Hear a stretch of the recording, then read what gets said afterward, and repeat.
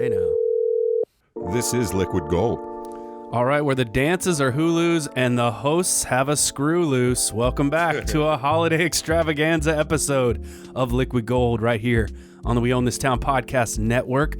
High atop the studios here at We Own This Town in Wedgwood, Houston. Shout out to our producer, Michael Eads, and one of the hosts, if not the host with the most of the music episode. Always a trip to check that out. So do check out the We Own This Town music episode as you are flying through the airport, flying through the air, flying through traffic, sitting through traffic, walking through traffic. Either way, whatever you're doing this holiday season, this is a big week. It's Thanksgiving week. We've got a lot to talk about. We're going to be checking in with Miss Jessica Backhus later. One of her sections from the new book, Cheer, a Liquid Gold holiday drinking guide, available wherever you buy books, all about wine and wine pairings, and she'll have some party planning advice for you as well. So great to get Miss Jess Backhus back on. I'm your host today, Mike Wolf, along with my co-host, Mr. Kenneth Dedman. Kenneth, happy holidays. Happy holidays, Mike. You look well today. Oh, whatever, dude. He's got some aviator shades and a beanie, and just looks sharp today. Oh, thanks. You look nice, too.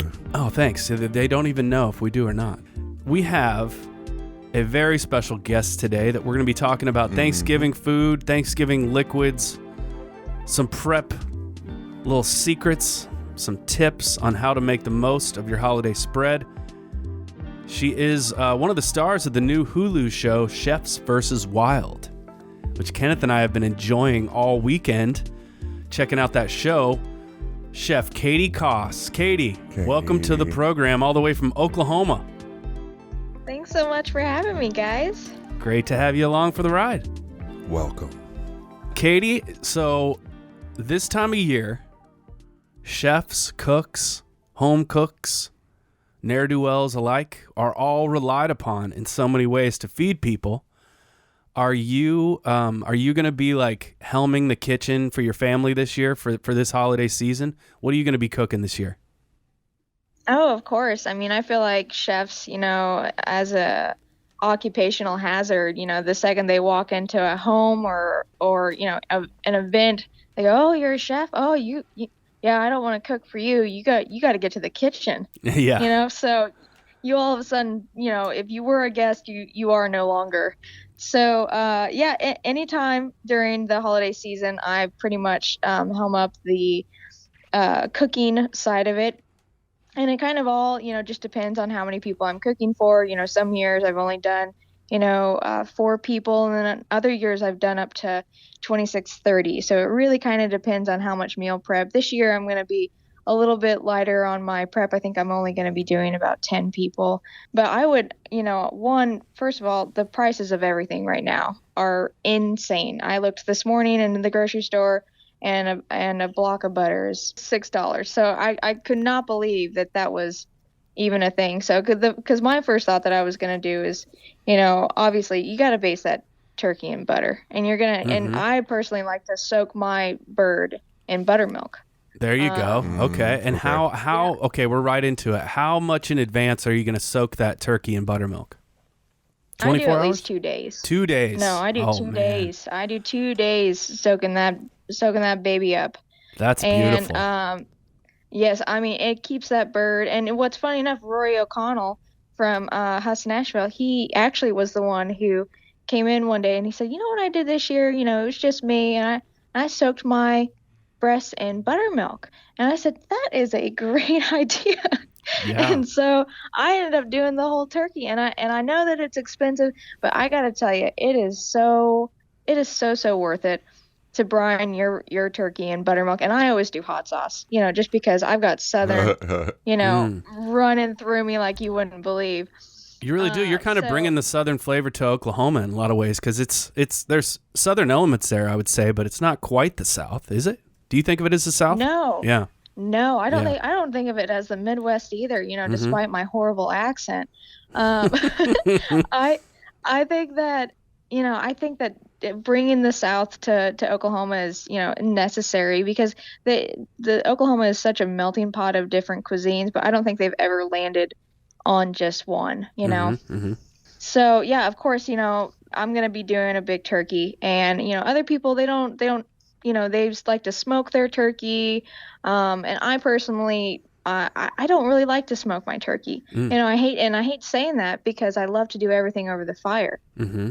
But every time I've smoked my turkey, I've just, I don't think it takes that long. I think it's delicious. But at the end of the day, I think, one night in the fridge and it is about as dry as as it can be. It might as well be a saltine cracker the next day. I see. You got to have it just that one day. And for myself, I like to have leftovers, and leftovers are my favorite part. Same. Oh, yeah. The immortal leftover sandwich. Mayo, cranberry. I mean, for real. Turkey. That leftover sandwich. I know. It's one of the best parts of. Okay, let's get into your ideal leftover sandwich a little bit later as we kind of work through the meal here. So, you're doing the buttermilk brine. Are you doing spices, seasonings, anything with that, or is it straight buttermilk? And then second part of that question, are you rinsing that off, or are you just kind of like, I'm taking it out and then I'm seasoning and then I'm throwing it in the oven? Well, first off, I love to do spices in the buttermilk. Okay. I love to do some dried onion, paprika. I love to do dried garlic, hot sauces, and then I actually put a couple cloves of garlic in my actual buttermilk, and I spin it just because I love a nice garlicky. I love anything with garlic. This is garlic buttermilk, yes. Oh God, yes. This is good. This is really good. So hungry. I'm getting dialed in. Okay. All right. And so, I like to use some of those spices, and then I always do just a little bit of clove. I love the way that clove kind of tastes and smells with turkey. I don't know really how to describe it, but it just adds a little something extra. And people are always like, "Oh, well, what do you add? What's your secret ingredient?" It's like, I just add a little clove to it, and don't go crazy with it by any means. Yeah. And I would suggest grinding it whole. Okay. But I love a little clove. And then, I do a light rinse on my bird, but I don't go crazy with the rinse because you want a little bit of that buttermilk, because guess what you're going to do right afterwards? You're going to make a butter blanket, and you're just going to douse that thing in butter. Mm-hmm. Mm-hmm. So, you want all that fat, you want all that goodness. And then what I actually do is I add a bunch of butter, I add some thyme, lots of herbs to the middle of it, and then I take cheesecloth and I soak it in butter. Okay. And I lay it over the bird. Wow. And then I bake the bird. What's that do? That's like that's keeping the skin from drying out, or what's going on there? This is great. Yes. Like blanket. I need all of this because I'm cooking for Thanksgiving. It's a butter blanket. What could go wrong? It is a butter blanket. You take cheesecloth and you soak it. And I like to do a garlic butter. I like to make it a really nice herby butter, and I soak that cheesecloth and I let it sit. I leave it, and then whenever I pull it out, it is a butter blanket, and it will just continually just keep your bird perfectly golden. I mean, perfectly. You can pull it out, and it's like the Norman Rockwell Thanksgiving turkey. Whenever you release that, I mean, it is in the country, and you don't have to sit there and baste it over and over again. Uh-huh. Oh yeah. You're gonna see the dog looking up. I'm setting the scene. Oh yeah. Oh yeah. Now Katie, you are still basting it. You just don't have to do it incessantly. You don't have to do it as much just because you have that butter blanket on it. So cool. Very cool. I've never heard that, and that is killer. That's why we got you here today. A real chef, a phenomenal chef. Okay. When the turkey's done, and you're going to bring it out, you're going to rest it. How long are you resting it? Are you tenting it with foil? Tell me about that stuff. Yes, I like to rest it, and I do like to tent it with foil, but I don't pull it. The hard part is that people always pull their bird at 165. I mean, it is really sad when you pull the bird right at 165. And what you need to be temping is those legs. Breasts are going to get done far earlier than what your legs are going to be done. Mm-hmm. And that's actually the worst part about whenever you do a whole bird, is that your breasts are always going to be. So what I actually do is, once those breasts are about I'd say 140, 150, mm-hmm. I actually cover those breasts in foil, and I lower the temperature of the oven. By how much? Because I don't I start my bird out around 375, and then I lower it to 250. Okay. And I Okay. slow cook the legs. Yeah, that's like And a smoker temp. If you're smoking a brisket or something. Yeah, okay. Yep, and then I slow cook the legs because I don't want those breasts to really cook too much more. I want them to kind of just lie there where they are, and then those legs, they'll be about 10 degrees shy of that breast temperature, and then that'll slowly bring them up to temp without really just murdering your breast with heat. Okay. That is great. That's a great tip. Let's talk about some other things. Like we've talked about the brining ahead. Let's talk about some other ahead of time stuff. What other kinds of stuff? So you're going to be using like a stock for your gravy, I imagine. And then you're making your own stock and everything. What goes into your stock this time of year that you're kind of getting that ready ahead of time?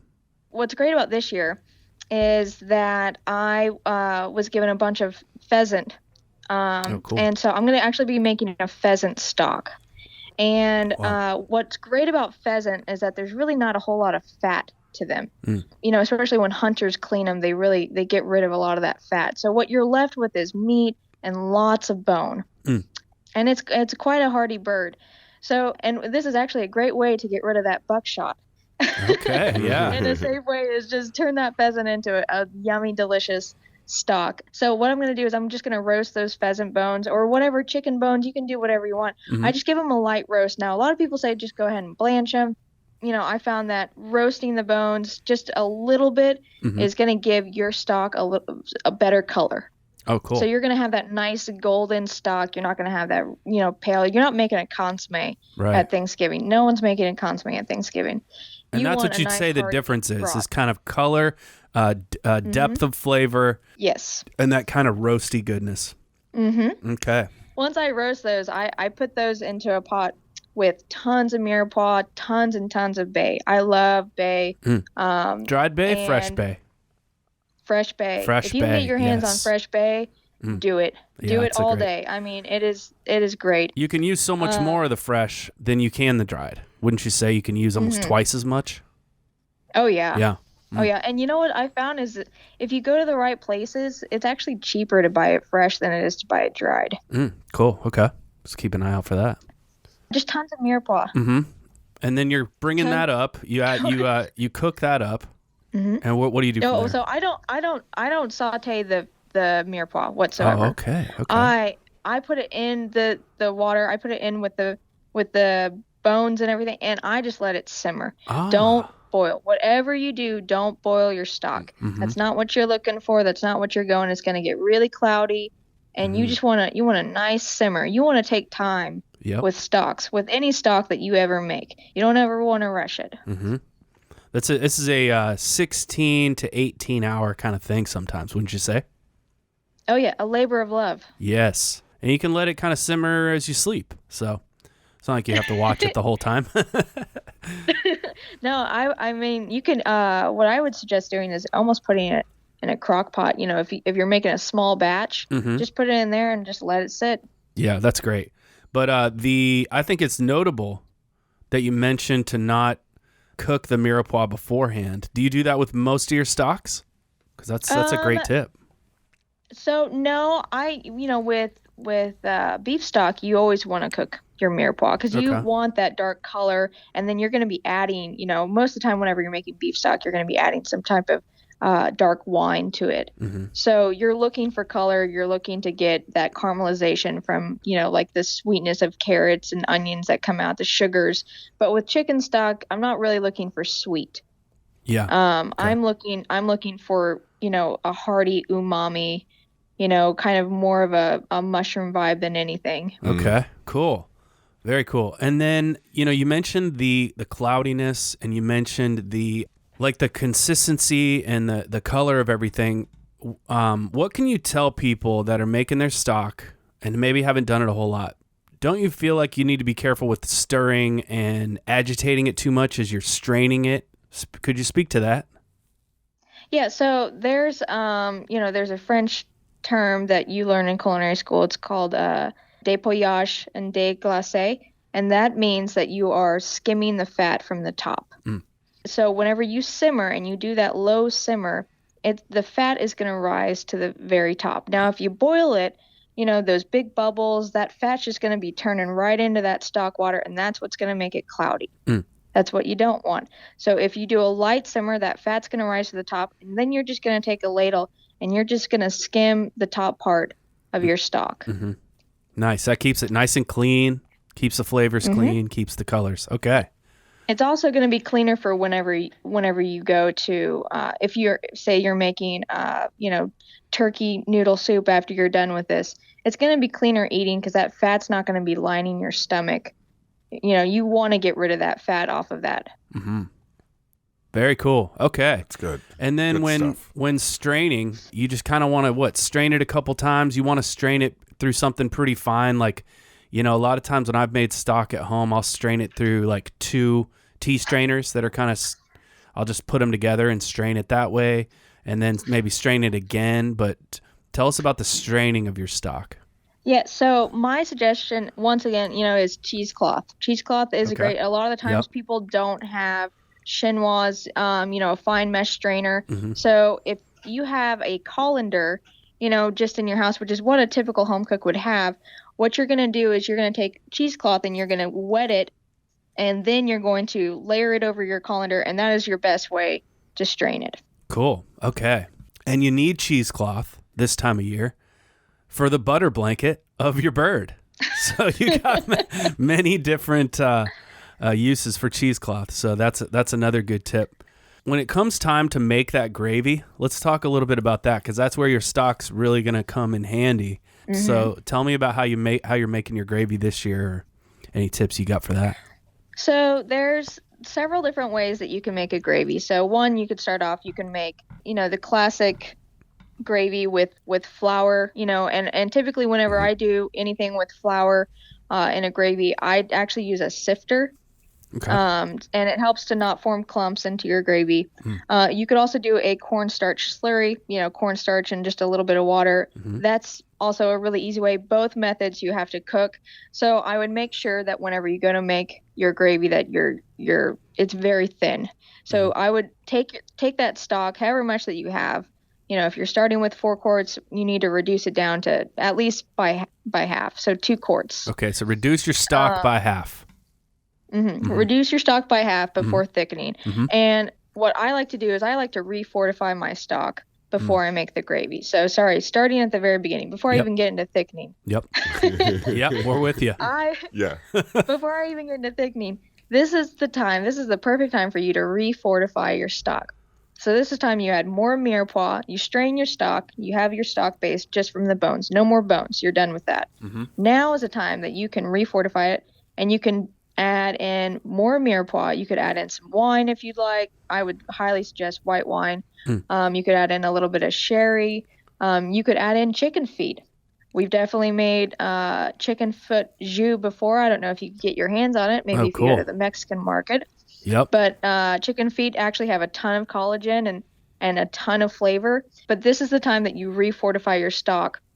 And then you put your stock in, and then that is when you reduce it down by half. Strain it one more time, and then you thicken it. Okay. And for our listeners, real quick, mirepoix is just a combination of aromatic vegetables. Such as? Yes. Such as celery, carrot, onion, or I've seen red pepper, I guess, and some. What do you like for your mirepoix, parsnip. Katie? Oh, a little parsnip. Yes. Sweet. A little Parsnip, sweetness. some fennel. Okay. Yes. I love fennel with white stalks. Yeah. I picked up some fennel the other day. I'm ready. Excellent. Yeah, this You're is great. fucking ready Katie, for this shit. you're helping me out so much. This is awesome. We're on the same page. Yep. All right. So you've strained your fortified stock. You fortified it. We've clarified the mirepoix. We've clarified what that is. What are we doing now? This is now at the point where, you're thickening it. You have to make sure whether you use flour, whether you use cornstarch, that you have to cook both. So, once again, make sure it's very thin. Make sure you're not using too much, always starting with a little and then working your way up. I don't really like to give measurements for how much you should put into each one, because your heat is going to be different whether you're using electric or gas, or if you're doing it over a fire, your heat is going to be different in each house. So my suggestion is always start off with little. You can always add more, but taking away is a lot harder. Mm-hmm. Right. That's good. All right. We got the base of the dinner here. We got a turkey, got stock, gravy. Yeah. What do you think about squashes? Are you doing any squash? Because I'm doing squash. Do you want me to help you cook? I wish. What kind of squash did you get? I got a bunch of acorn and some butternut. I was thinking I was just going to roast some butternut and then, puree it with some cream, maybe some stock. There you go. You're going to need the stock for that. And then I'll use that for, a sauce for grilled acorn squash. Whoa. I don't know. Squash two ways over here. I have no idea You've been yet. hanging around us for a while. Yeah. Everything, pretty much most everything I know or that I'm thinking for Thanksgiving is stuff that I've learned from chefs like you. Definitely. That's awesome. I love it. Katie, do you do any kind of different type of sides, or do you keep it pretty traditional with the sides, with the green bean casserole, sweet potatoes, mashed potatoes? What kind of sides do you get into?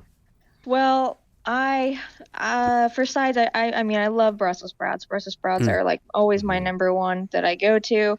And I love to do a savory dish of some sort every year with pumpkin. And generally I change what I do with that. I love pumpkin. I've always felt like butternut was kind of like a basic white girls squash. Okay. She's calling you out, Kenneth. She's calling you out. Kenneth over here with his Starbucks latte cooking his butternut squash. Jesus. So I typically stay away from butternut squash, just because everyone buys it, everyone does it. Mm-hmm. I really love to do pumpkin. Pumpkin does take a lot more time to process depending on which kinds you get.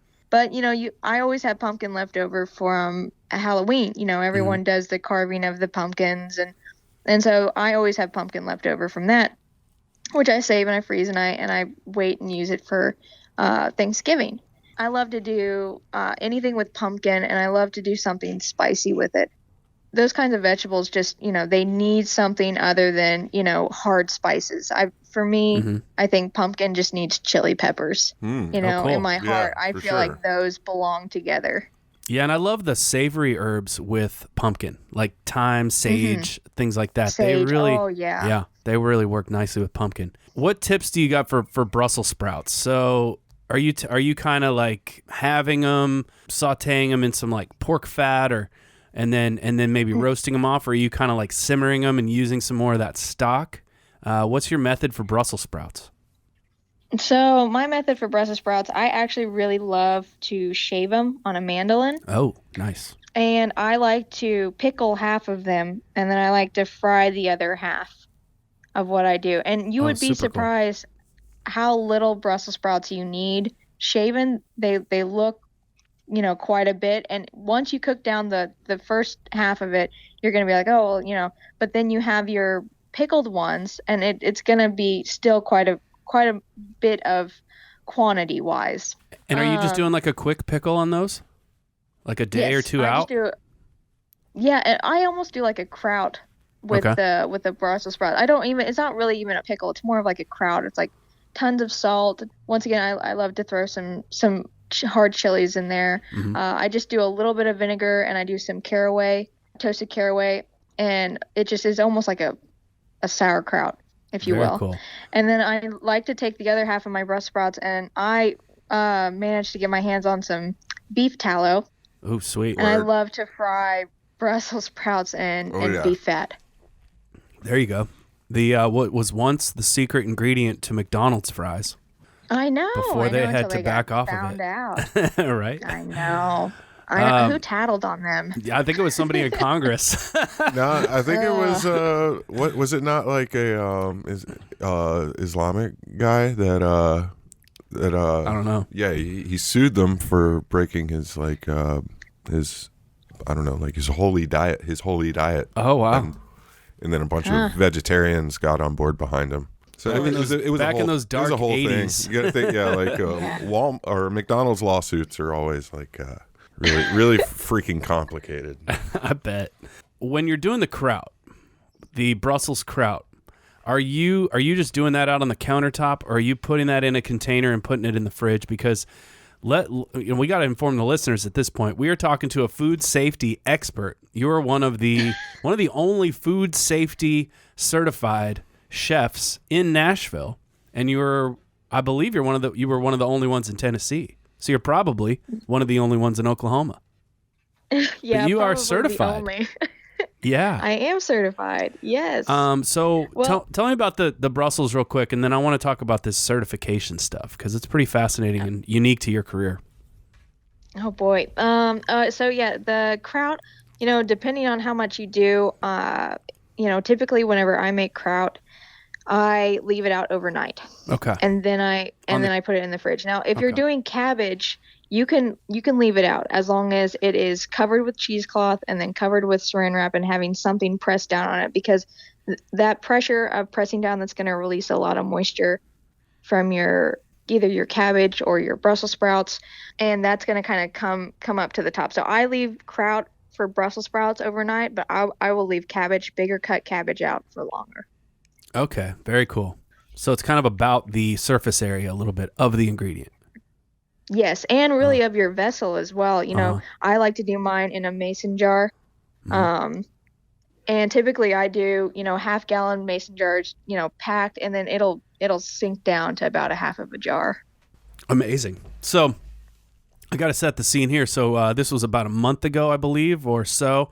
I'm driving around, running some errands, and I'm listening to NPR, the This Is Nashville show, and I hear you talking about food safety. And I called Kenneth. Hey, Katie's on NPR. Turn it on. So how did you? I know this was when you were at Husk, and you were working on a lot of like charcuterie projects. You were working on a lot of pickling projects, and it came to a point where you were in charge of all of it, and somebody needed to get certified, or you just wanted to get certified. But how did that all come about, and what was that process like? Because I know you had to go through the University of Tennessee, Knoxville. Yeah, it got to the point where I was just really fascinated with it. I think I was only a sous chef at the time, and I was really fascinated with it. And we had just lost the person that was, formally certified, and Sean was gone, and in Charleston, they have one person over there that heads up their restaurant. And I said, well, I think someone needs to head up this one. And they offered to pay for my certification. And I was like, great, perfect. And it was a really hard course. Yeah. I will tell you that. So it was about an 8-day course, and it was not just about, your home canning and pressure canning. This was about commercial thermal processing. The University of Tennessee does such a tremendous job, and they're so detailed and so thoughtful about the class that they put out there that it takes about 8 days to complete. And there are several tests, but they scare you at the very beginning about food safety and hazards and toxins. And the first slide that we were shown was a family that had all died because they had eaten a jar of pickled mushrooms. Oof. And it had killed the entire family because botulism. The botulism toxin had gone in it, and it had wiped them all out. That's scary. So it was like 7 caskets in the row, and I was like, okay, I gotta take this really seriously. Yeah, they're like, are you opening with that? Jesus. Yeah, that was their opening. I was like, oh, okay. Yeah, that'll make you so now, I test a lot of jars, and I'm very leery about people when they give me, their home jarred items. I always kind of test and make sure, and you start to get a little weird. It's like, you've seen too much to ever go back, kind of thing. The innocence is gone. Yeah. How do you test? Well, one, you can test the jar. You can look for, outside appearances, and it'll actually happen in your grocery store too. Mm-hmm. It's actually amazing how many things you buy on a day-to-day basis that are thermally processed. And that includes items that are vacuum sealed. If you think about all the things that, you buy a box of Velveeta cheese, that cheese is vacuum sealed into a bag. Is that safe? What process did that go through? That is considered thermal processing. Wow. There are so many items that we buy now, and you can look at, just the outward appearance of, the vessel that it's in. You can also see, is the jar inflamed? But you could also test it. A lot of people are not going to go to this trouble, but, testing the pH of the product, before you consume it is also, a huge priority. Looking at the ingredients, what all did they put in there? You're never going to find, a jar of salsa on the shelf that's not going to have some sort of citric acid in it. And that is to control the pH of the product, and there's a ton that goes into it. And I was just always fascinated with it. My mom is a microbiologist, so I think that bacteria is just cool and awesome. And, and I want to know everything about it. But it also makes you a little bit, nervous whenever you go to the store when someone hands you a home canned good. Oh, yeah. Yeah. The old family recipe. So when you see that, are you like looking for little swimmies in the pickling liquid, or looking for a little cloudiness here and there? Yeah. Oh, yeah. You'll look for bacteria. You'll look at the spacing. How much space did they leave in the jar? But my grandparents, they tell me, for me, they're horror stories, but horror stories of them like canning in a number 9 bathtub, and they're just doing it with water. I'm like, how did you survive? Wow. Because there's 100% botulism in that. And they're like, different generation. And I was like, oh, okay, just built in. Yeah, they're like immunity. The people who died, we're not going to tell you about. I think that's what that means. Wow. Yeah. Oh, yeah. I'm sure it's like you actually had. I actually had 4 brothers. I was like, oh, okay. What can people do to make sure that they're being safe with their turkeys or with their chickens or whatever they're cooking? What are some tips you can offer for, once you've eaten the bird, once you've had the dinner, what are some safety tips you can offer for people who can like put the turkey away properly, wrap it up, don't leave it out too long, stuff like that? Yeah, get it in the fridge. Number one, first and foremost, for me, that's such a big thing is, people always talk about leaving their turkeys out and then, I'll come back for seconds and a couple hours after I've had my nap. And right. The number one thing that you should do as soon as you're done eating your food, because you really have a 2-hour window to get it down to a certain temperature, before you kind of start getting into this, what they call a danger zone. So as soon as you're done eating, get all of your products into the fridge, and don't airlock seal the food. Leave a nice gap opening. Putting things in stainless steel is a great way to cool things down. But getting it in the fridge and not leaving it out on the counter, that's always going to be your best bet to make sure that gets cooled down within this essentially 6-hour time period to get it cooled and finished and safe to reheat again. And you're saying to leave a little bit of air flow. Yes. To not seal stuff up completely. Yeah. No, you don't want to steam and get all that heat still in there because it's going to take it longer to cool down. And even if you do have it in the fridge, if you have that locked up and sealed, then it may not reach that proper temperature by the time that 2-hour window hits. Then all of a sudden, you're in this, kind of a bad position to be in, and you're going to see water on the top part of your lids, on the top part of whatever it is that you've sealed up. And that's really not a great sign to see. Okay. What you want to do is you want that airflow to come in, let it cool completely, and then you seal it. That is great advice. I swear. That's good stuff. So the leftover sandwich. So you've done everything mostly right, and you've put everything away, and a lot of people go for the first leftover sandwich. I've definitely done this a handful of times, like 8 o'clock that night, 9 o'clock, 10 o'clock, 11 o'clock, midnight. Maybe the next day at noon you sleep in. You're not going to eat breakfast because it was Thanksgiving dinner. And but yeah, tell me about the construction of your ideal leftover sandwich. Okay, all right. Gotta start with good bread. Gotta start with toasted sourdough. Yep. I love sourdough. Okay, perfect. Or I love rye. I'm okay with rye too. Okay. But both breads I'm very happy with. So I like to do that. And then I love to take the cranberry and mix it with Duke's mayonnaise. Perfect. Oh my gosh. Cranberry and Duke's. Okay. Oh, yep. So good. And I never make like completely smooth cranberry sauce. I always keep it really chunky because I love those pops of cranberry, like the tartness. Yes. And so I mix that in with some Duke's mayonnaise, and I add a little lime zest to that as well. Oh, cool. I gotcha. I love a little lime zest. So put limes on the shopping list. Why? Because you're zesting it into the leftover sandwich cranberry mayo. / cocktails. Yes, and cocktails. Make some gimlets, some margs, whatever. Keep the relatives loose. All right, so we got the mayo. Okay. Yes, mayo. And then I do, this sounds like just a heart attack, and then I do a layer, both sides, sandwiches laying out flat, both sides, I like to do the stuffing.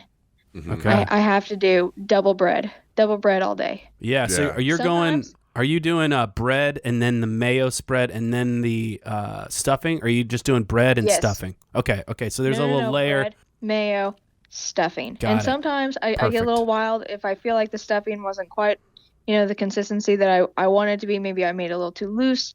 I do a slice of cheddar cheese to kind of keep it into place. Okay. And then I griddle it. But hold on, I'm not there yet. Yep. So I love the double bread. Double bread? Do you mean like 3 pieces of bread? Just 4? No. She just means the stuffing.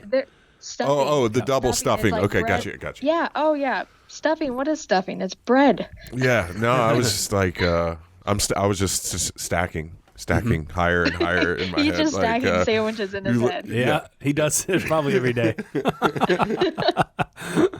And then I do a layer of sweet potato. Ooh. And I don't love like the super sweet potato casserole. I'm not a huge fan of that. Mm-hmm. But I do like the chili one that I make. Like I said, I love, if I could dump chilies and everything, I would. And that's just got a little bit of heat and then a little bit of sweetness in it. And then I do the turkey. Love it. And then I griddle it. All right. Then you're throwing it into a hot pan. Yeah, with some beef fat. Oh my God. This is like the greatest fucking sandwich I've ever heard. The greatest sandwich that's ever been on the show. It took us 106 episodes to get to this point. I think we can retire. And then I drive straight to the hospital. You only live once. Come on. It's amazing. Yeah. That's phenomenal. Thanksgiving. Oh, man. Will you take a picture of your leftover sandwich for us this year? Absolutely. I got to see this thing. I'm going to do my best to recreate it. That is phenomenal. All right. We're going to take a short break here and check in with Jessica Backhus, who's going to read from one of her sections from the new book, Cheer, a Liquid Gold Holiday Drinking Guide, available wherever you buy books and local bookstores as well. Of course, here in Nashville, you can get it at Parnassus and the Bookshop East. Jess is going to read from her Wine Pairings Beyond Thanksgiving Turkey and her section, Traditions, Treats, and Tipples by Jessica Backhus. So let's hear from Jess. It's our nature as humans and Americans to want to up the game and make every year the most epic celebration ever. The best part of a Thanksgiving feast is that you can hold on to your traditions and still make it all exciting, surprising, refreshing, and memorable. This is especially true of the beverages you enjoy with your holiday spread. Drinks deserve as much consideration as food and will consume much less time for preparation and execution. And they will complete the experience without adding any burden to your big day. The opportunity for adventure and holiday enlightenment lies within the liquid. Some of the most unassuming and pleasantly surprising drinks to pair with Thanksgiving foods come from humble beginnings that predate the American tradition of enjoying and then exploiting the wisdom, talents, and generosity of gracious people willing to welcome and share. Raising a glass of anything pleasant will always make for a grand celebration, but something that connects us to stories and traditions allows us to reconcile with the origins of the holiday and honor the spirit of communing, learning, and sharing. It is a bit confounding how easily you can rattle off a handful of foods that you associate with a Thanksgiving feast, but often the only beverage that comes to mind is white wine, not even a specific type or varietal. That's like answering the question, what do you drive, by saying, a car. The truth is that it is appropriate and enjoyable to drink pretty much anything on Thanksgiving because the entire day is dedicated to indulgence. If I can perpetuate the stereotype with a little flair and focus, I'll tout some of the most delicious white wines to share and enjoy with a variety of foods and a plethora of palates. Cool climates often grow grapes that make for high-acid wines, which tantalize the taste buds, flow with flavors long beyond the swallow, and pair perfectly with most everything you just counted on your fingers, assuming your turkey and taters come out right. Two of my favorite grapes in this category are Chenin Blanc and Riesling. Both have an abundance of exciting aromatics and a beautiful balance of textured fruit and acid, which makes them accessible to a wide range of palates. They also have complexity for days, which makes them an easy topic during awkward pauses in conversation. I will try Chenin Blanc from anywhere in the world, but my heart is in the Loire Valley with this one. There are many expressions, from the rich, almost sweet fruit of Vouvray to the bone-dry and mysterious Sauvignon. They range in price from everyday drinking to super special occasion, and they are all worthy of your attention at the Thanksgiving table. As an extra treat, if you can find sparkling wine, Cremant, made from Chenin Blanc, it is a perfect way to begin or end a celebration. Riesling is delicious from so many different places and is a perfect gateway wine to discover many unknown and underappreciated Riesling-adjacent grapes in their respective geographies. Try a Riesling from Alsace, France, an amazing area snuggled up with the huge Vosges mountain range. And if it delights and surprises you, explore the region's other noble grapes, Gewürztraminer, Pinot Gris, and Muscat, as well as Pinot Blanc, Chardonnay's edgy cousin. These wines deliver cool, fun, perplexing flavors, textures, and combinations. It's like licking snozzberry wallpaper. For my festivities this year, I choose to bring the story full circle with Riesling from my home state of Colorado. Not only are there grapes growing in Colorado in vineyards up to 6,000 feet of elevation, there are exquisite wines being made by artful farmers who honor the area, the terroir, and the types of grapes that want to grow there, and they let them become what they want to be. These growers and makers put tremendous talent, effort, and wisdom into creating something delicious to enjoy and share. The Storm Cellar Winery makes delicious Riesling of a quality and complexity that rivals that of any in the world. It is a great pairing for fall foods, a people-pleasing sipper with delightful complexity, and a great introduction to a wine region unknown to most of the world. All right, we're back here with Katie Coss here on the Liquid Gold Thanksgiving Extravaganza Spectacular. We've learned a lot today. This is amazing. You're obviously an expert in food, and you were dropped into the wild for this show that's streaming now on Hulu. It is called Chefs vs. Wild, and you were a contestant on this. I don't know if we want to like a spoiler alert or anything, but tell us about. We've really enjoyed the show. We especially enjoy your episode. Tell us about how you got involved in that and what it was like to be thrown into this environment where you have to find food, you have to forage, and you're dealing with. What I thought was amazing was you're dealing with an environment and a climate and an ecosystem and a terroir that was totally new to you. So how did this whole thing come about? So they emailed me a couple years back, and I don't ever say yes to TV shows. For me, there's a lot of shows out there that they're just over dramatized, and they don't really seem like a challenge. They seem like they're a forced challenge. Like they'll put the blender on one side of the room and then the top on the other, and the chefs are racing and running around and sweating. And for me, I was just like, that's not real, and I don't want to do that. But whenever they sent me this email, they said, well, you would be dropped in the wilderness, and we won't tell you where. You'll have to cook in a kitchen with no electricity, and with only the ingredients, or with a few pantry items as well, in this outdoor kitchen over fire. And I was like, that sounds like me. Yeah.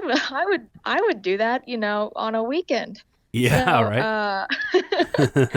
I was like, that's awesome. And initially, whenever they contacted me, and I don't know if you know this, but Hulu is owned by Disney. Okay. And when they contacted us, we were actually supposed to be hunting. And then once Disney got a hold of the show and Hulu got a hold of the show, they said, okay, well, we're kid friendly, no hunting. But we were all geared up to be doing this. And even though, let me add, one of the bedrocks of Disney over the years, it was one of the most traumatic scenes in any movie and one of the most traumatic movies any kid can watch, Bambi. Yeah, so Sure, give me a sure. break, Disney. You fucking hunt. You hunt. I know. And what's funny is the film crew that was hired for this event, they were actually from the TV show Alone and Naked and Afraid. Oh, So these were yeah. intense people. They were prepared for us to get a little crazy. yeah. They're like, don't worry, you're not going to starve to death. We know what we're doing. Yeah, they're like, at least you have clothes. And I was like, oh, okay. Excellent. And so anyways, we didn't know whether we were going to get salt water or fresh water. They just told us, they said, you're going to be in British Columbia. And they said, and you're going to be at the end of November. They kind of tell you what time of year you're going to be in. And I'm like, whoa, gosh, end of November, like nothing's going to be up there.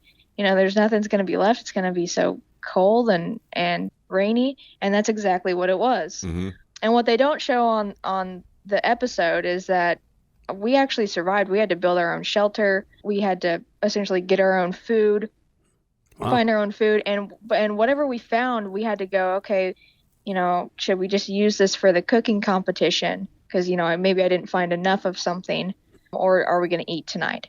Oh, wow. So we were actually out there for 2 weeks. And the majority of the time, there wasn't a whole lot out there. So we had to say, oh, okay, well, we're not gonna eat. I think we went about 6 days without eating. Oh, fuck that. Whoa. Is that just to look better on camera? Yeah.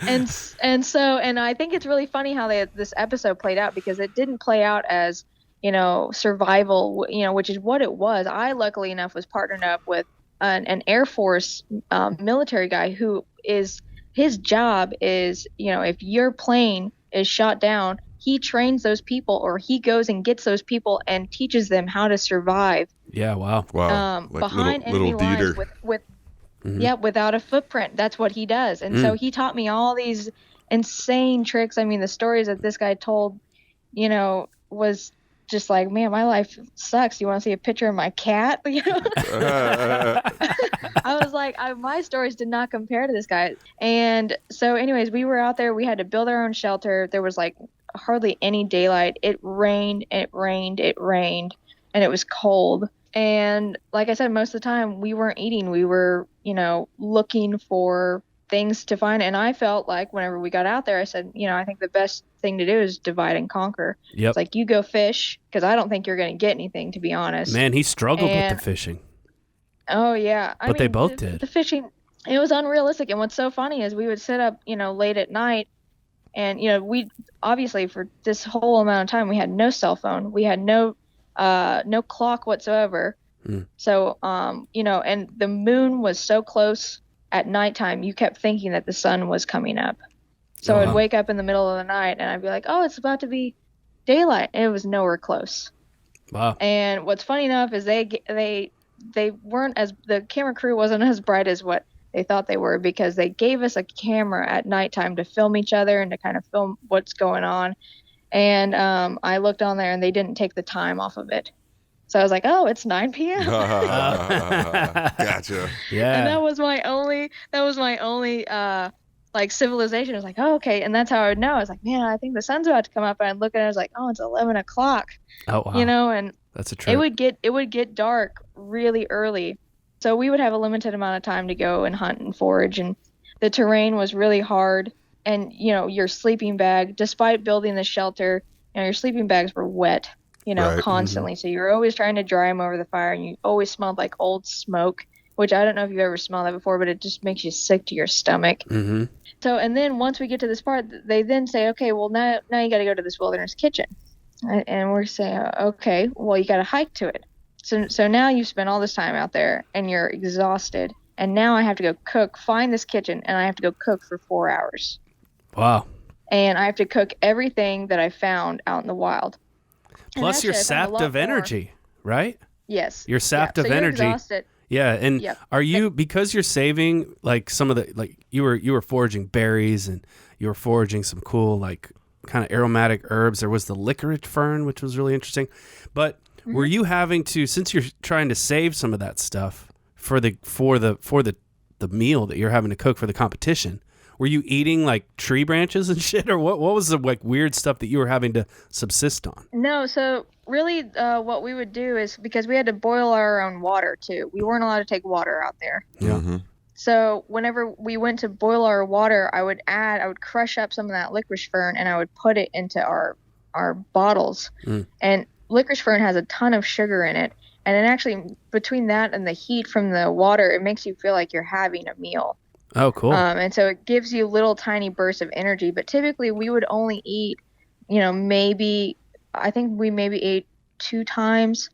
And we had mushrooms. I made like a mushroom stock in a pot, and it was just mushrooms and licorice fern. And I found something that was similar to bay. And so I threw that in there. So I just made a stock and we ate mushrooms. And what's funny is he said, I hate mushrooms. And I was like, well, you're going to like these because you're starving. Yeah. Yeah. So, and he actually did. He actually really now he likes mushrooms, funny enough. But so, yeah, you had to go and find ways. And what's great is the chefs had a botany class with this woman, this incredible, phenomenal woman who lives up there. And what she does is she owns a farm and she teaches about, wild foraging and all that kind of stuff. And she gave us tips and tricks and how to tell if something's poisonous and how, what mushrooms to eat, what not to eat, how to survive, how to stay warm in your sleeping bag at night, whenever it's freezing. Yeah. What was that tip like? How do you stay warm in a wet sleeping bag in the middle of nowhere? Do you just rub your chest or what?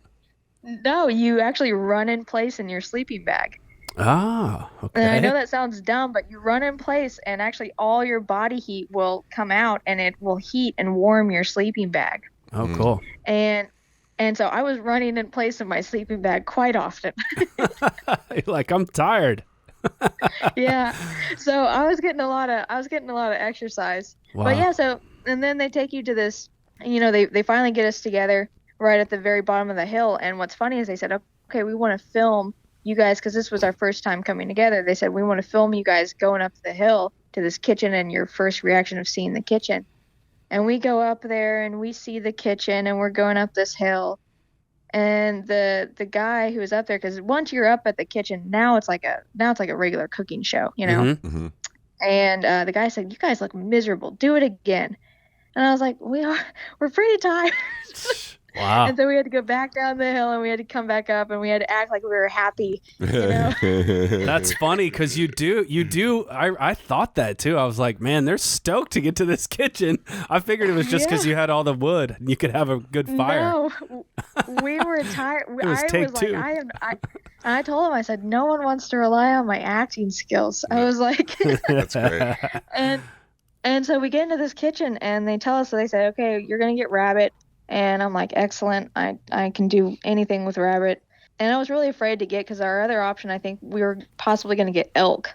And I was like, oh, that's going to take a while to cook. And I said, 4 hours really is not enough time for elk, right? At the end of the day. Yeah. So I was like, okay, perfect. Rabbit, super easy, no problem.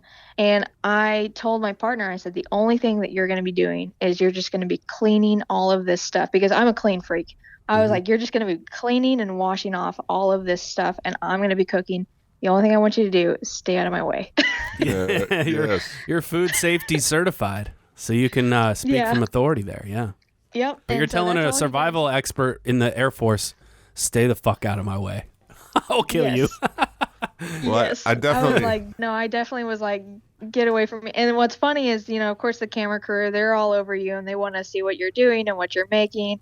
And of course, they filmed me. I had burnt one of my cakes, and they're like, "Hey, can we get a close up of that?" And I actually swore. It was like the first clip that I had said praise, and I spiked it into the trash can. That was my favorite part. Fucking see it. That's hilarious. It's like, this rye bread, I'm not going to use this.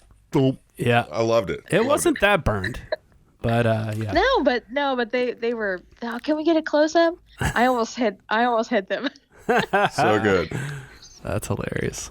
And then, spoiler alert, if you don't want to know what happens, pause it and go ahead 5 minutes, or just, we'll see you next time. But when it comes time to taste all the dishes, you crushed it and you won. Clearly, I knew you won before they announced it, but you won the episode.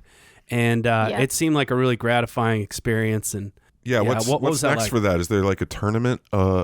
Is this a tournament thing? Are you going back out into the wild again? Yeah. Yep. So we'll go back out and So cool. we'll be dropped somewhere else. Oh yeah. You don't even know yet? Yeah.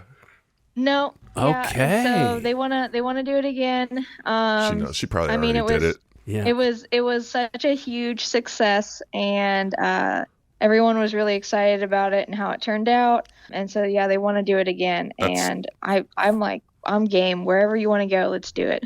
That's super cool. Wow. That is amazing. Yeah, like out of all, like I'm glad you broke it down, like as far as like cooking shows in general. Like this one stressed me out. They all stress me out, but like this stressed me out It's in Arcadia up there. very different way. Yeah, like for sure. Like I got a friend up here that I've worked with for a long time, but just like the basis of the show where you're foraging and like waking up. These were the things. Waking up, walking, and foraging for food were what human beings did for thousands of generations. Sure. Like It got us here. And yeah, it was like realizing that you're sleepy and laying down and going to sleep. That was a knowledge that we had. And then finding food was a knowledge that humans had for who knows how long, up until 100 years ago. Somehow we've lost all of these knowledges that were like kind of the first things that you learned as a human. Well, what's funny is talking to the film crew afterwards, they said, what's great about whenever we filmed Naked and Afraid is, because just like this show, they are not in your business. They want to be in the bushes. They're going to be far away. They have small requests for you, but otherwise they don't want to be a part of what's happening. Okay. But they said with Naked and Afraid, they were actually told that they couldn't even be within a certain amount of yards of them. Oh, wow. Okay. And they said after they know that the person will, survive if they survive the first 2 weeks. And they said after that 2 weeks, if they make it, then they turn into a different person. Your mindset actually switches over, and they said they watched people that when you first met them, you would never think that they were capable of what they did by the end. They said your mind will actually switch to a survival mode that most of us will probably never even tap into, unless put into such a pressured environment. And they said it's one of the most insane things to watch, but knowing that we have that, in our brain is, fight or flight is just insane. I think it's so cool. And I'm like, I want to do that. I want to be pushed that hard. Yeah. Well, do you feel like, because you've done hunting over the years and you've done some things like that, did any of that help you prepare? Or was this just like you're thrown into such a new environment? I mean, I even noticed in some of the scenes where your footing is really like unsure. Like it seemed like the forest floor was slippery. It was slippery everywhere you were walking. But were there some things from growing up or from hunting or even foraging as a chef that helped you with this stuff?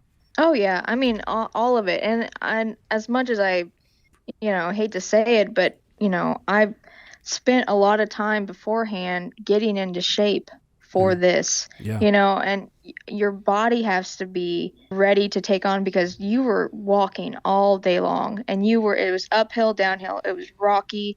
There was no safe footing and you had no idea. I can't believe this happened, but I was walking along a tree that was something that you would see in a movie, and I fell through the tree and I was deep into the tree. Oh my God. And I had to be fished out like that. I cannot, it's like a storybook thing, but your footing everywhere you go, you were like 1 second away from falling or face planting or getting hurt. I mean, I left and my knees were so bruised up. I mean, it really, that area battered me. Yeah, it just looks slippery everywhere you walk. and that people are just kind of falling over themselves, going up like a 5-yard little incline or something. But were there any sort of like wild animals that you were coming across out there? Like, oh yeah, we would sit at night and we would see deer. I mean, we would see coyotes, and I mean, just knowing that we couldn't kill them was difficult, because I knew that I'm like, hey man, that's my protein right there. Like, we're going out fishing again for this tiny fish. Man, that fish was insane. That fish was so small. That's a fish that most people would throw back. And when he brought that fish in, I could see the look on your face was kind of like, are you fucking serious? Because that fish was like, it was like the size of a baby's shoe or something. Yeah, but I know. It's like a minnow. It was sad, but I had foraged everything else, and so I was and that was one of the rules is we had to get a protein. And I was like, if we didn't get that, I would have had to gone to termites. I would have had to go to dung beetles. And I just, after reading and seeing a whole bunch, no matter what anybody tells you, there's really not a whole lot of flavor to them. And, even the termites that he used, yes, they taste like almonds, but at the same time, that flavor gets lost really easily. Sure. Was there a meal that you got to have once it was kind of over? Like, were they like, all right, let's bring in the steaks for these guys? Or like, did you get to have a cheeseburger at the airport? Like, what was the meal where you were like, I've been waiting for this whole time? Like, did you get to sit down and have like a proper meal and fill yourself back up? Maybe get a milkshake? I don't know. No, so when we got done with the show, it was really late at night and I was freezing, and they threw us in a minivan. And they threw us like a to-go box of something, but in British Columbia and where we were a 2-hour drive from anything, and I was in the back of a minivan, and we were going on these roads, and they were just bobbing and weaving, and I got car sick. I was like, I would rather be back out there than in this minivan. Damn, come on, Disney. And so I know, so I didn't eat anything for a couple days. I did go back and I had a beer with my survivalist and the opposing team, to wish them well and things like that. But yeah, I went and had a beer, and I had one beer, and I hadn't had anything to drink at that point in like almost a month. And I hadn't eaten anything either, and one beer, and I was like, I gotta go. Wow. I bet it tasted good. It was. What kind of beer was it?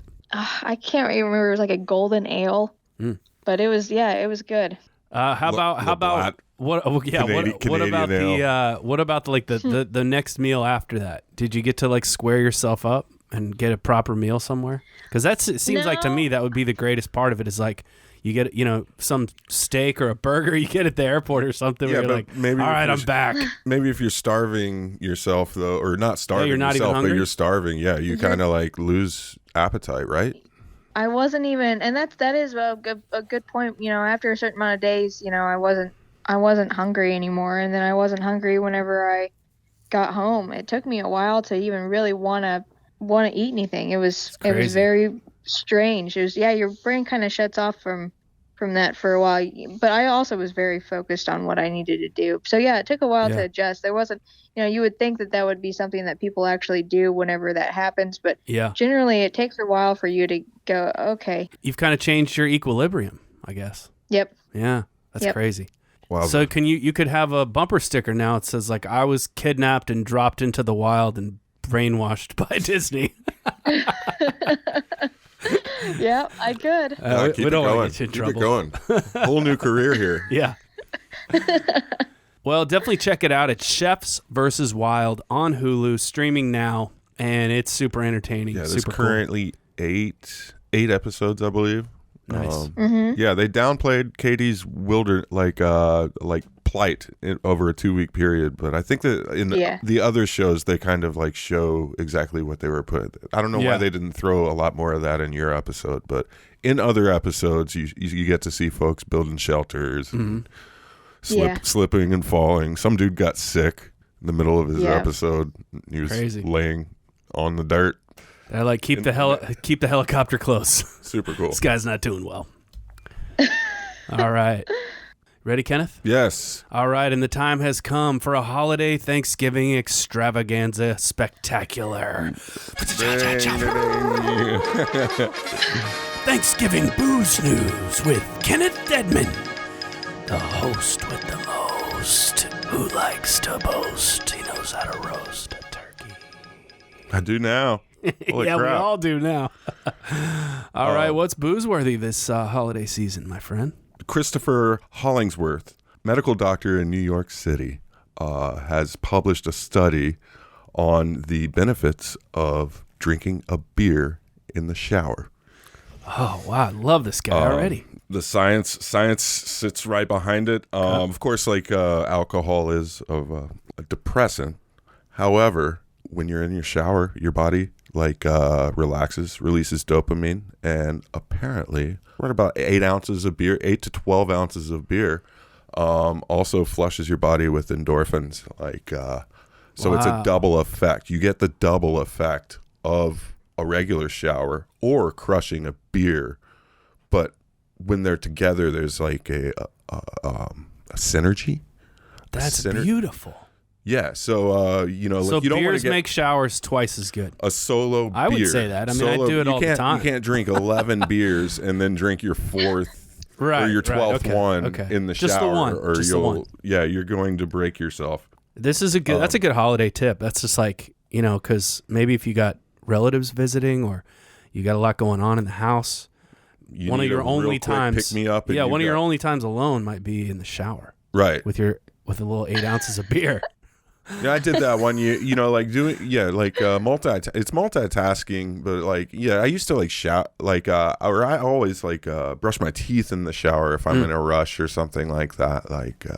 I'd rather drink a beer. Yeah, that's you great. drink a beer and then brush your teeth. I thought I had found I must have erased it. I thought I'd found this beer company was making a shower beer product. Oh, wow. An actual beer, but I think I erased find it. No, let's move on. We'll stay on beer, though. Coors Light, the silver bullet, broke everyone's minds about 10, 15 years ago when they released the mountain, the Blue Mountain labeling. When it gets cold. Yep. Where the Rocky Mountains turn blue when the beer is cold enough to drink. I always, when I was working in places that had Coors Light, I always made sure if someone ordered it that they inspected those cold Blue Mountains on the label before I opened it for them. So you're like, look at it. Do you see that? I would ask for their approval. And, it's like you did it. You're trying to get an extra tip. A beer bar. Look this what guy's I've done. Actually, this guy just wants me to open the fucking beer and give it to him. I'm like, look at these mountains, dude. Look at them. That's how you know this beer's cold. You want to talk about surviving in the wild? Coors Light was always my camping beer, and my heading out into the wilderness camping. Yeah, that's what I always took Coors Light. I always took Coors refreshing. or Keystone. The same thing, kind of. It's like Gatorade. I would throw them in the freezer, and maybe you lose one, but all the rest would just freeze. They might pop that bunt out in the bottom. Mm-hmm. But then I would use that for my camping cooler. Instead of having ice, I would have frozen Coors Lights all over the place. Wow! And nice as they camping thawed, I would drink more and Katie, more. you can borrow that one when you go back out in the wild. Oh yeah, I'm gonna forage for some Coors. Well, anyway, Coors Light has Coors Light's new nail polish will also tell you if your beer is cold enough, so you don't necessarily have to get Coors Light. You just have to get their nail polish, and that's how you inspect beers. So when you hold the beer with your hand, the nail, the color on the nails will change. Yeah, it goes from silver to blue. Yeah, I got to pick some of that. Now we know what we're putting in Katie Coss's stocking. Yes, that's pretty cool. I'm gonna get it for work and write it off Yeah, you can be like, You're just gonna be painting the ladies' nails at the bar. No, I'll paint my nails because I'm the handler. So I will ask everyone's approval every beer ordered until they stop ordering. Have beer. some Bowie vibes behind the bar. There you go. Oh, okay. 50 years after his death, doctors in Hong Kong speculate that Bruce Lee might have died from drinking too much water. Whoa. Known for working out and his extreme diet, extreme workout, extreme diet. It's plausible that Bruce Lee had a salt deficiency, which led to brain swelling due to overconsumption of water. Everyone's always warned me of this. Don't, drink 2 gallons of water in an hour and a half because it could kill you. It can be real dangerous when you're on like drugs, or if you're at like a festival setting where people are doing a bunch of drugs. Working in nightclubs, those kids with the ecstasy will like chug so much water. Those kids with the ecstasy. Listen to us now. Those little kids with those. Definitely not us. With their eyes rolling back in their heads, chugging plastic bottles of water. Anyway, it's been speculated that Bruce Lee's cause of death was a poisoning by Chinese gangsters. Possible a jealous lover had poisoned him as well. Everyone thought it was a lot of poison. A curse. There was a curse. There's a curse theory on Bruce Lee. Do y'all even like Bruce Lee? Should I just fucking move on? I thought he was badass. Yeah, I think he's a badass. I wish he could have grown older and kept doing this stuff. He was incredible. His son was the crow, and he passed away early. That was tragic. Both robbed of a long life. I don't know. A woman freaked out after a man orders milk on their first date. That's pretty cool. Well, let's ask. So if you're out on a date with someone and they order like a glass of milk, what would you think? I'd probably be the one that ordered the milk in a White Russian. Good one. There you go. But just a man ordering a glass of milk. Do you bat an eye, or do you think, whatever, he likes milk? That's a toss up. This is like the new place in Tulsa. You're sitting down, you're like, oh wow, it smells great in here. Oh, look at the modern design. Wow, the lighting is great. What that paint color is. Oh, I need a cocktail from that bar. That looks nice. And the dude's like, I'll just take a glass of milk. Yeah, a little questionable. There's a lot of strange people out there. I'd mark it down as like a question mark, but I don't think I would. I wouldn't not go on a second date with him. I'd just be like, hey, what's with the milk? What's with the milk, buddy? You file it away for later. Yeah. What if what if you're like you're very hungry and you a little dizzy, you need need like calories, you didn't eat in anticipation of it. A little protein. You need fat. You need what everything. What is that? The steel magnolias where she needs a little juice. Mm-hmm. Yeah, mm-hmm. She needs some juice. Yeah. I get it. Do it. I'm gonna try this. I'd go to the bar and just get a shot of milk or buttermilk. What if that's the thing is like you ask how many different what's our milk situation here? Like you just have one or are we two talking or Cisco buttermilk or are we getting this from a local farm? No, I don't want any. That's probably where Katie's like, I like none this of that guy. alt milk. Is this raw milk? Yeah, he's like, oh, I'd take a glass of raw milk. Then I'd be like, this is a man. Yeah, dude. There you go. There you go. You guys make cheese here? You got any raw milk? Because I'd like a glass. Cold glass. Actually, it doesn't have to be cold. I don't care. I'm like, what are you, John Wayne? You got warm milk. Yeah. Take a glass of warm milk and a shot of brandy. Don't put them together. I'll do the mix in here. Yeah. All right. Oh, man. Dude. This dude downed 12 energy drinks in 10 minutes, and then his pancreas ate itself. Crazy. Ooh. Dang, that's how a does red that flag. happen? He's like, I was having heart flutters, and I thought it was just the caffeine. Then my back started hurting, so I took a shot of booze. Oh, man, this guy. Then he threw up in the kitchen sink, went to the hospital. His pancreas was eating itself. How does that work? Damn. What else? Well, we covered this probably on like one of our first episodes. In 1996, Pepsi company, they introduced a rewards program for their individual units of their products. Like it was usually the cap would give you like 10 points or something, and you could collect them and redeem them for certain, like a Pepsi t-shirt, blah, blah, blah, blah. Well, Pepsi, at the end of the commercial, without a disclaimer, also offered, I got the list here. So like 400 points, and you get a denim jacket, a Pepsi jacket. 60 would get you a hat. In their commercial, though, they promised a Harrier jet for the person that collected 7 million labels of Pepsi products. Okay. So they also, hear me out, Mike, they also offered these points on their website that you could buy for a couple of, it was like pennies on the dollar. Okay. You could pick this up. So, Oh, boy.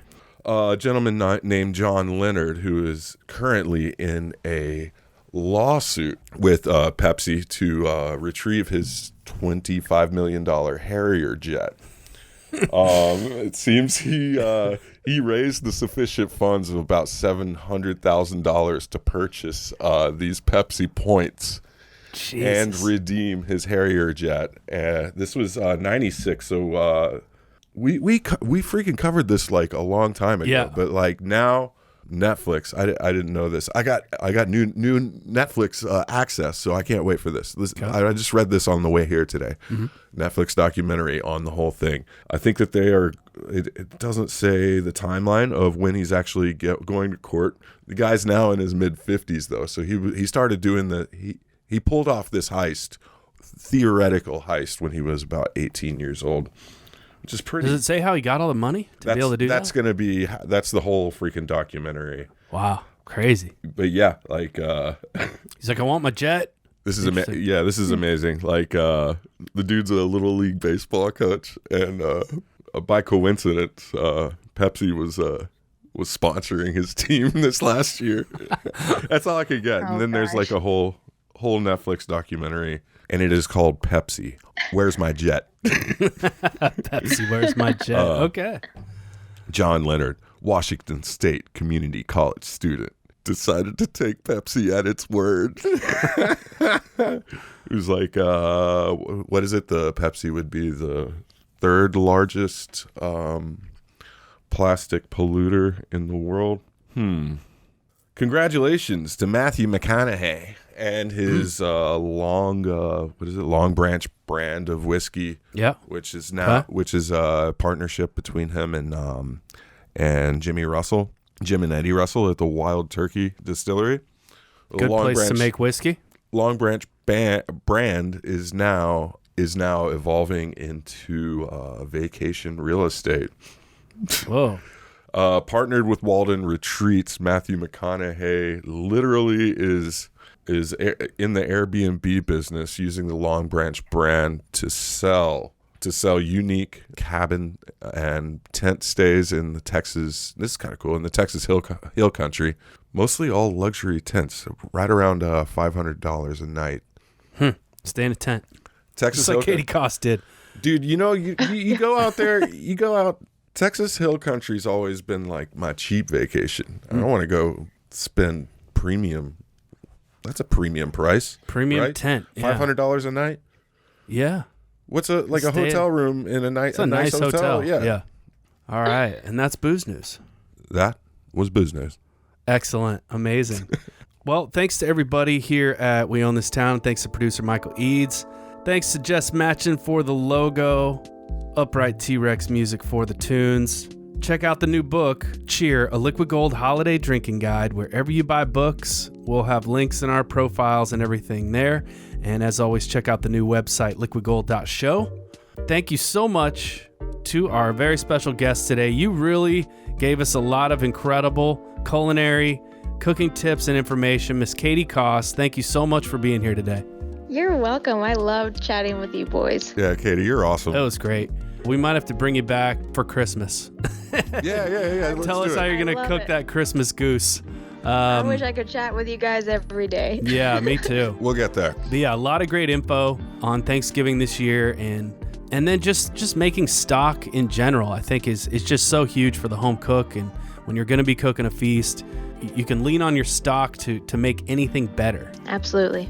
Well, check out the new show, Chefs vs. Wild, and Katie's episode there, and just enjoy the whole show. We'll be looking for season 2 where you'll be dropped somewhere.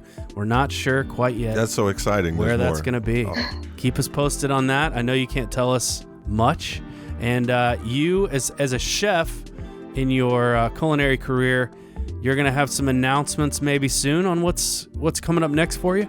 Yeah, I'm not going to say too much, but I got a lot of irons in the fire, and I'll keep you posted. Awesome. Well, you're a phenomenal chef, and we look forward to finding out wherever you'll be cooking next. So thanks for being here today. We really appreciate it. Thanks for having me. For my co-host, Mr. Kenneth Dedman. Kenneth, love you, buddy. Love you too, Mike. Love you, Katie. Love you. Love you, Katie. Happy Thanksgiving to everybody out there, and I hope you all have a wonderful holiday. Be safe out there, and we'll see you next time on Liquid Gold.